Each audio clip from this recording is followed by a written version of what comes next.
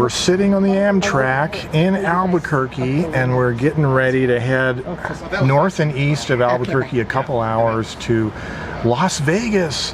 Not Las Vegas, Nevada, Las Vegas, New Mexico, an old town that was the end of the Santa Fe Trail. We're going to spend a couple days up there, and we're taking the Amtrak to Las Vegas, the other Las Vegas. And then we spent a couple of nights here. So these things cost 50 grand.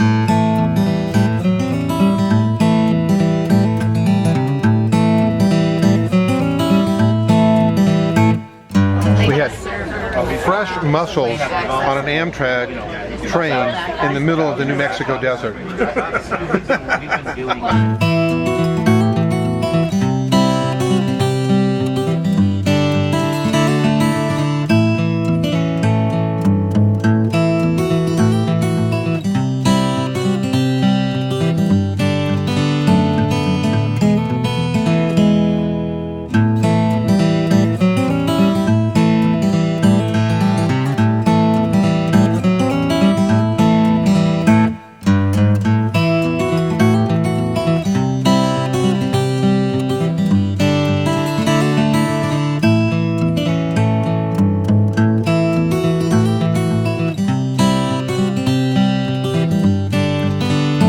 Well, this is the Castaneda Hotel in Las Vegas, New Mexico, and we have a huge suite, a corner suite overlooking the train station out there.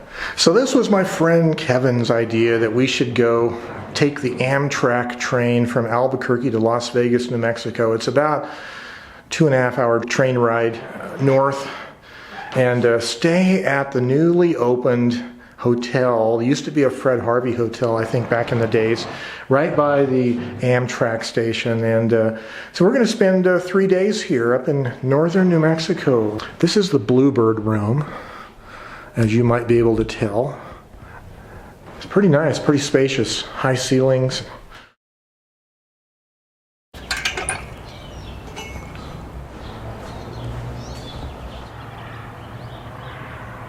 Well, it's Monday morning and we're in Vegas, baby. Yeah, Las Vegas, New Mexico, along Interstate 25. This town, 100 years ago or more, was sort of the end of the Santa Fe Trail. If you were coming out to New Mexico territory in the late 1800s, the trail kind of ends here at Las Vegas, and it's basically situated along the foothills of the Sangre de Cristo Mountains, which is sort of the southern extension of the Rocky Mountains. So from Las Vegas, you're at the very western edge of the Great Plains, is another way of looking at it. And that view out there toward the sunrise is toward the east. It's just flat, goes out to Texas and Oklahoma and places east. But west of here are the mountains. You would probably have taken another route up into the mountains into Santa Fe, which is a 7,000 foot elevation. But we rode the Amtrak train from Albuquerque yesterday. We were kind of celebrating my friend Kevin's birthday. We left Albuquerque about 11:30 and got in about 2:30. So 3 hour ride roughly. Back in the probably pre-World War II days, there was a series of railroad-based hotels called the Fred Harvey hotels in America. There was a notable Fred Harvey hotel in Albuquerque, and there's all throughout the Santa Fe Railroad train line. The owners of this hotel, they're refurnishing it. The restaurant actually isn't open yet, but the bar is. These are the same owners that own the La Posada Hotel in Winslow, Arizona, which is also was a Fred Harvey hotel, and there's a nice restaurant attached with that. So the owners of this, they're kind of reviving the whole kind of Fred Harvey hotel chain related to the old Santa Fe Railroad, but in a modern context. So it's kind of fun taking the train out here, you know, leave the driving to someone else and just sit there and watch the scenery go by. Of course, we're in town and we don't have a car, so we're just on foot, but we yesterday walked about a mile across town from the railroad station, across the campus of Highlands University into the old plaza, the historic plaza. There's the Plaza Hotel, and we had dinner at the Range Cafe. The Range Cafe is a Albuquerque sort of area-based restaurant. And then we went to a little theater. It's probably the smallest theater I've ever been in. I don't know what the seating was, maybe 60 people, but it was a really tiny little space. But we saw Toy Story 4.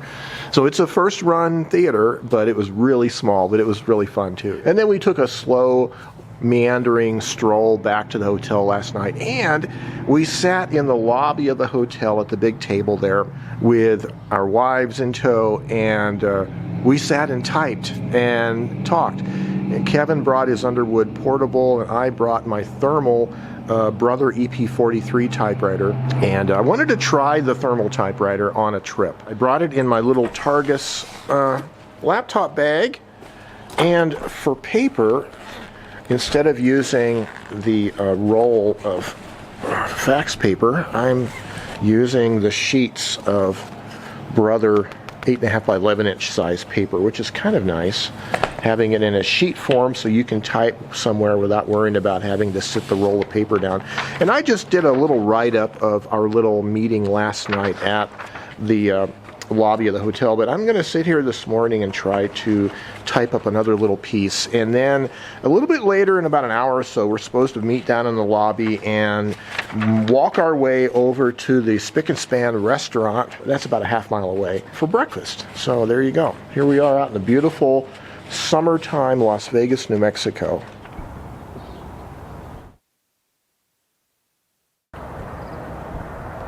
Well, I sat here and typed up a page on the EP43 Brother thermal typewriter, and I might make this a blog article, not really sure, but it's nice sitting out here at the very eastern side of the Hotel Castaneda in Las Vegas, New Mexico, looking out on the train line. The interstate highway is out there. You can hear the traffic probably in the distance.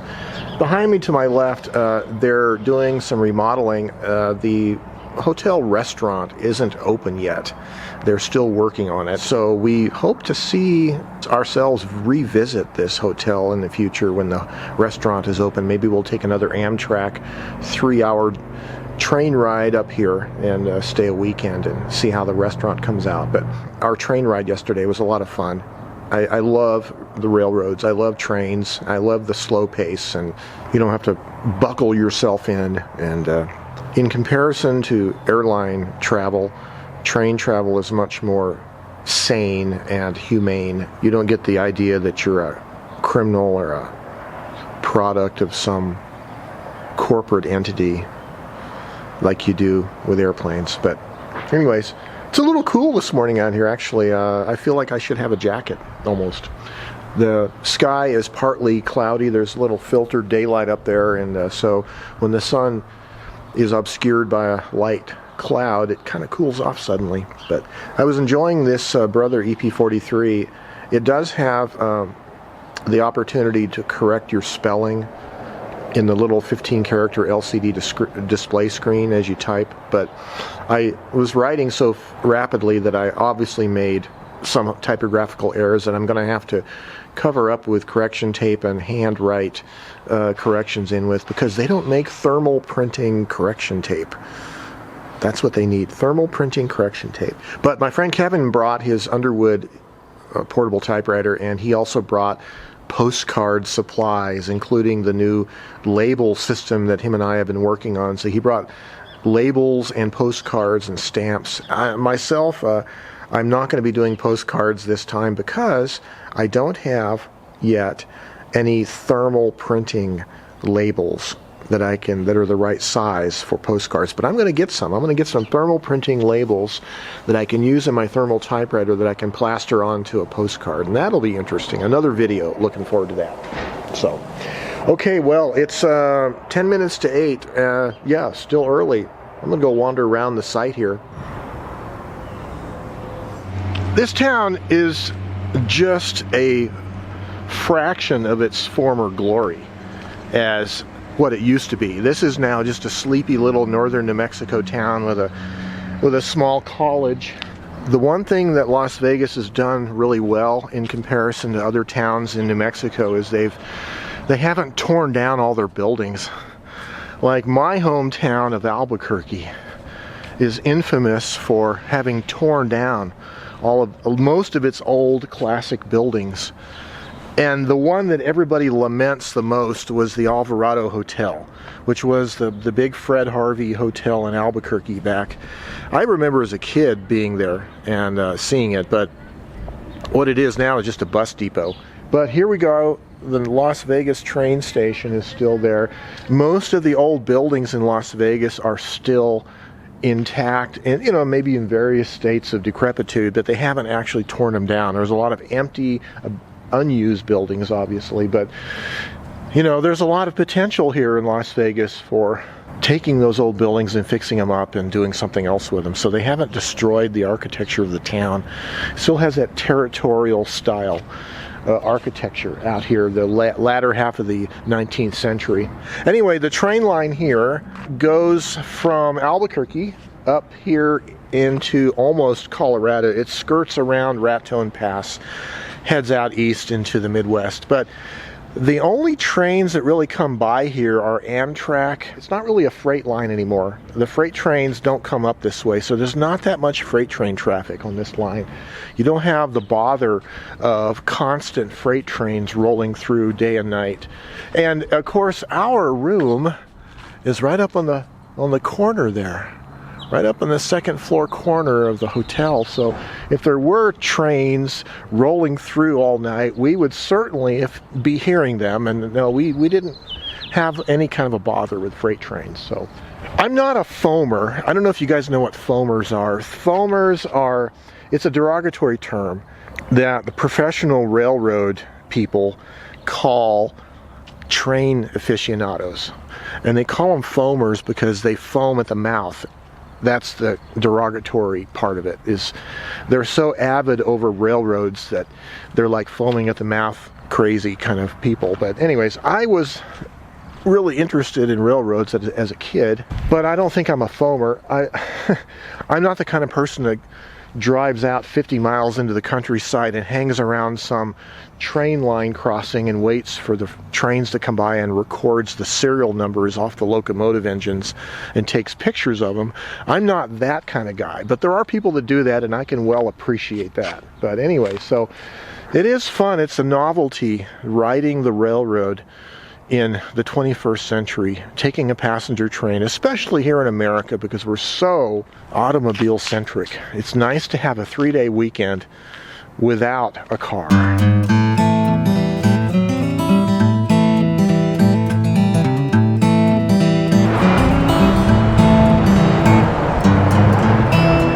Roughly 6 o'clock in the evening. A nice day, beautiful day. Yes, I got too much sun. Yes, I did. Okay, so I'm here with Kevin Kittle.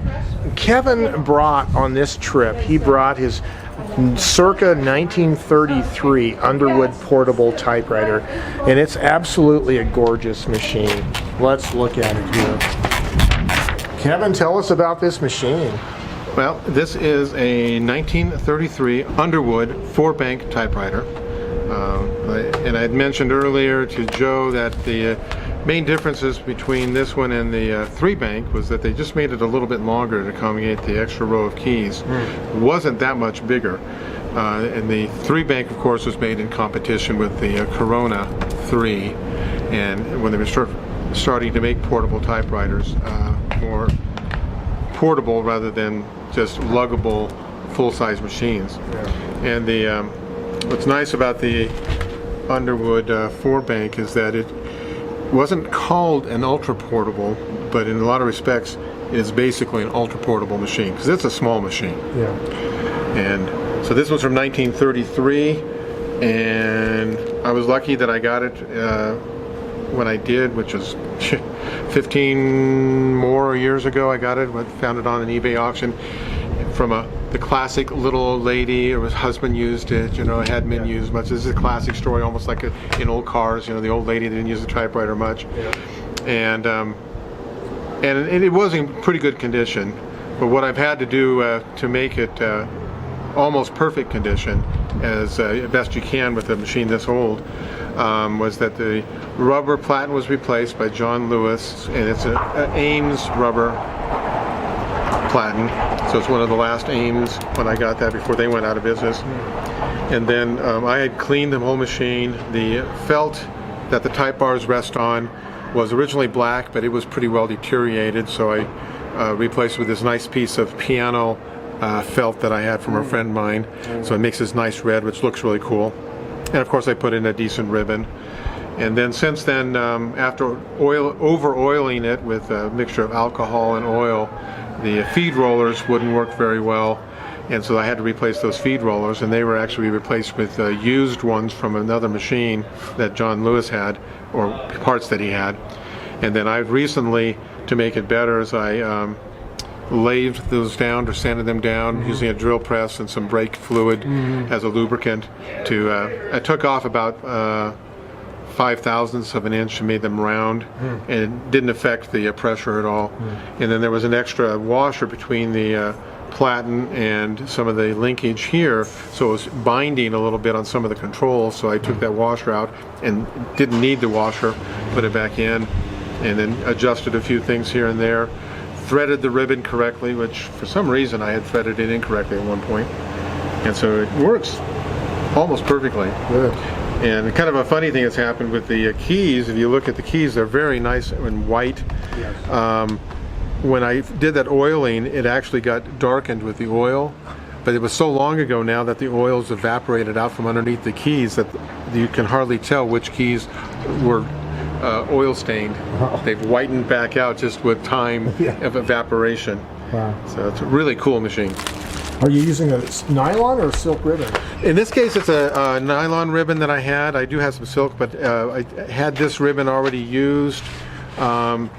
That I had started it, and it still had some life in it, so I decided to use it.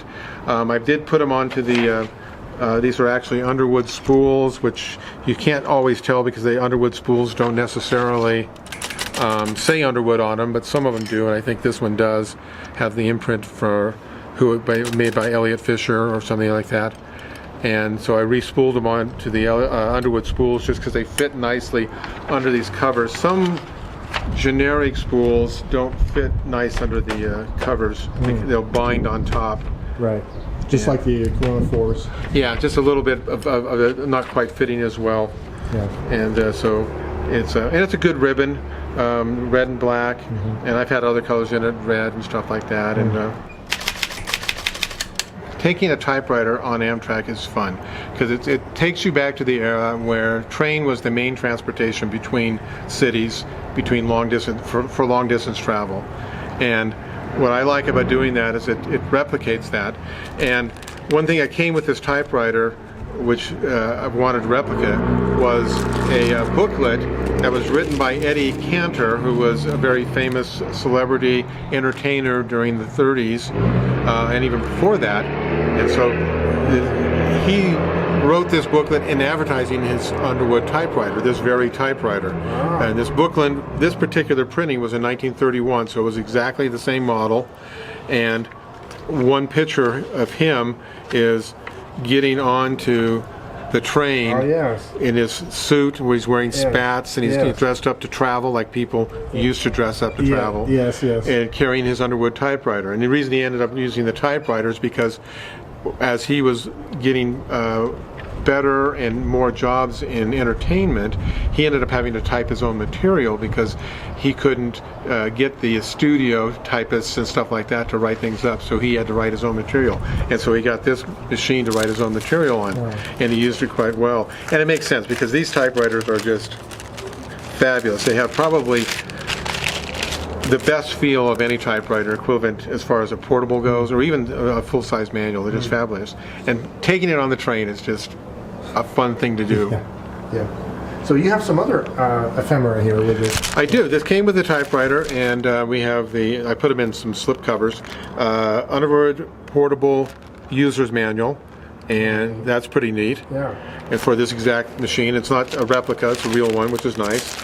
And then this is printed in 1929. It's a typist guide that Underwood put out for how to touch type, to teach yourself to touch type. Oh, very cool. And then Underwood, of course, most of the speed records were done on Underwood typewriters. Probably not portables, probably the full size, because they would slide.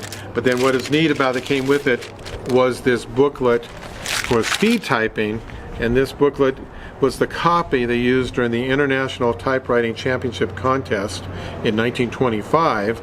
And the story is called The Flapper, but the whole story is written and it's formatted so that you don't have to use hyphens or the margin release, and you didn't have very many quotes or some other things that slow you down as far as typing, and they take up full lines, and then each along the side it has numbering for a number of strokes per line as you go along. And so they would do these type of things in the typing contest where they would type that out for an X number amount of time to see how far you get and things like that.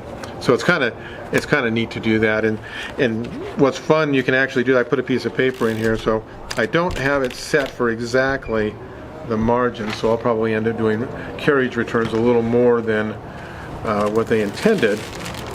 There's also at the front of the book they show the championships from 1906 to 1925 and who won and who was the winner of the World's Championship, Cool. which is kind of neat. Okay, you got the margin set for 56 characters wide. Yeah, I'm gonna a little bit of wind out here. So anyway, so that's you do this and.